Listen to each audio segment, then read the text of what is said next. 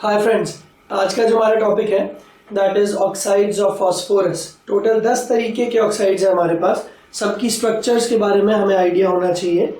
वो 10 ऑक्साइड्स कौन से हैं? P4O, P4O2, P4O3, P4O4, P4O5, P4O6, P4O7, P4O8, P4O9 and finally P4O10। In 10 oxides में से ये दो ऑक्साइड्स जो हैं P4O6 एंड P4O10, इनको आप पहले से ही जानते हो। P4O6 को हम लोग P2O3 बोलते हैं, बट P2O3 एक डायमर की फॉर्म में एग्जिस्ट करता है। सिमिलरली P4O10 को आप जनरल लैंग्वेज में P2O5 भी बोलते हैं। इन सब की डायग्राम्स, इन सब की स्ट्रक्चर्स याद करने के लिए सबसे पहले हमें क्या करना पड़ेगा? फॉस्फोरस P4 की फॉर्म में एग्जिस्ट करता है, बस इसकी स्ट्रक्चर ध्यान से समझ लें तो बाकी सब सिंपल है।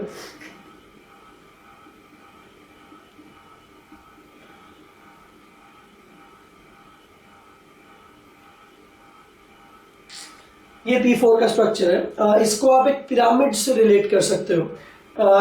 3 फॉस्फोरस एक ट्राइंगल बना के इस प्लेन में लगे हुए हैं, तो इन तीनों ने आपस में एक बॉन्ड बनाया, मतलब 3 बॉन्ड्स हैं। और चौथा फॉस्फोरस है जो ऊपर की तरफ है, वो फॉस्फोरस इन तीनों के साथ एक बॉन्ड बना रहा है। तो ओवरऑल P4 में टोटल 6 PP बॉन्ड्स। अब आपको कोई भी ऑक्साइड बनाना है तो उसका तरीका क्या है?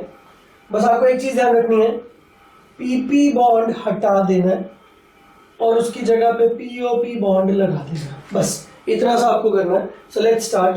अगर आपसे बोला जाए P4O, तो आपको क्या करना है? एक PP बॉन्ड हटाया और इसकी जगह पे POP बॉन्ड लगा दी। नाउ अगर बोला जाए P4O2, तो बन जाएगा ये बॉन्ड हटाया P4O2। सिमिलरली एक और बॉन्ड हटा के हमने POP बॉन्ड लगाया, ये बन गया P4O3, देन P4O4। फिर इन दोनों बॉन्ड्स को भी हमने हटा दिया, ये बन गया P4O5, P4O6। तो P4O6 तक तो हम लोग ऐसे पहुंचेंगे।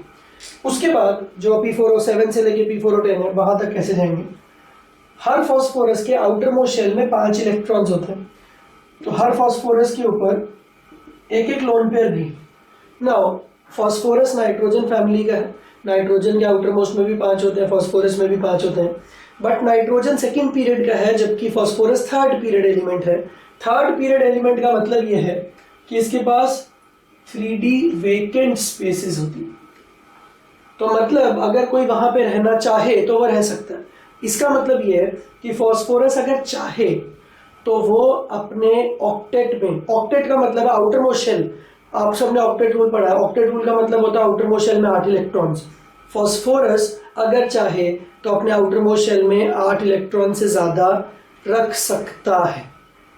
दैट मीन्स अभी कितने फॉस्फोरस के? 2, ये 3, 4, 5, 6, 7, 8, तो टोटल 8 इलेक्ट्रॉन है फॉस्फोरस के पास। पर अब ये फॉस्फोरस अपना ऑक्टेट एक्सपैंड करेगा, तो P4O7 में आपको क्या करना है? एक डबल बॉन्ड O लगा दिया, ये हो गया P4O7। अगर P4O8 पूछा जाता तो ये हो गया P4O8, then P4O9, then finally P4O10। तो ये स्ट्रक्चर्स बन गई। अब इन सब पे क्वेश्चंस कैसे आते हैं? हाइब्रिडाइजेशन हम एक और वीडियो लेक्चर में एक्सप्लेन हमने किया हुआ है, तो उसको देख के आपको ये पता चलेगा कि ये जो ऑक्सीजन्स है इनके ऊपर 2 लोन पेयर्स हैं और एक सिग्मा बॉन्ड है, ये सिग्मा और ये पाई। तो सिग्मा एक लोन पेयर 2, टोटल हो गए 3। तो इसकी हाइब्रिडाइजेशन sp2, तो जो डबल बॉन्डेड ऑक्सीजन है उसमें sp2, और ये जो सिंगल बॉन्डेड ऑक्सीजन है इसमें 2 लोन पेयर और 2 सिग्मा बॉन्ड्स, ये भी सिग्मा और ये भी सिग्मा, तो ये है sp3। तो P4O10 में टोटल 10 इलेक्ट्रॉन्स है हमारे पास, सॉरी 10 ऑक्सीजन्स है हमारे पास।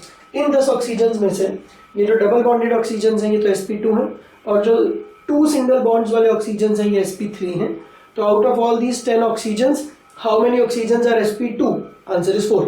How many oxygen are sp3? Answer is 6।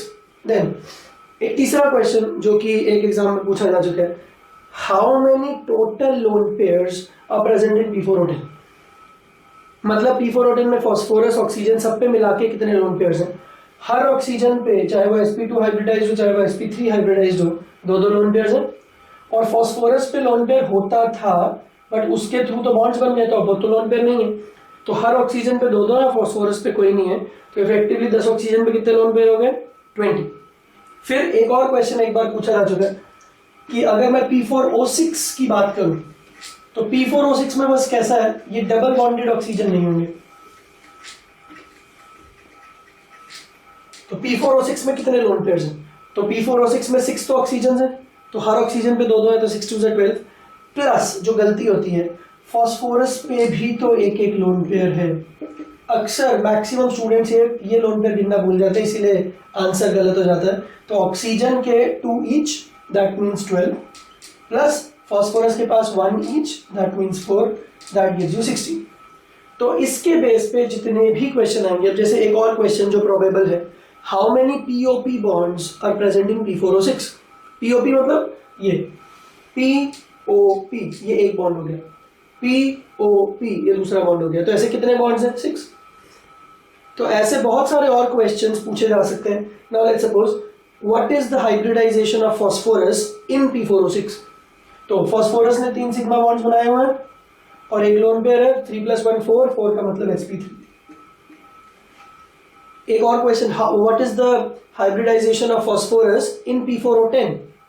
अब अगर P4O10 होगा तो यहाँ पे बस डबल बॉन्ड होगा, और डबल बॉन्ड में एक सिग्मा बॉन्ड होता है, एक पाई बॉन्ड होता है, बट इन एनी केस इसकी हाइब्रिडाइजेशन तो sp3 ही रहेगी। तो फॉस्फोरस चाहे P4O6 में हो चाहे P4O10 में हो, उसकी हाइब्रिडाइजेशन इज व्हाट? sp3। तो इस तरह के बहुत सारे क्वेश्चंस पूछे जा सकते हैं। तो इन 10 के 10 को अगर हम एक साथ पढ़ लेंगे तो हमारे लिए बहुत ईजी हो जाएगा। फिर एक बार IIT में क्वेश्चन आया था, उन्होंने P4O3 नहीं पूछा, उन्होंने पूछा P4S3। अब इसको कैसे ध्यान रखना है, हमने अभी P4O3 बनाना सीखा था, बस PP बॉन्ड हटाओ और POP बॉन्ड लगाओ। तो जैसे आपने P4O3 बनाया, सारे ऑक्सीजन को रिप्लेस कर दो सल्फर से, P4S3 बन गया। तो IIT में और मेडिकल में अगर कोई इनोवेटिव सा क्वेश्चन आता है तो आपको बस ये ध्यान रखना है कि वो ऑक्सीजन को हटा के सल्फर लगा सकते हैं और थोड़े से चेंजेस कर सकते हैं, बट जो बेसिक स्ट्रक्चर है वो सारी सेम रहेगी। तो आई होप ये लेक्चर सुन के आपको काफ़ी फायदा मिला होगा। Thank you.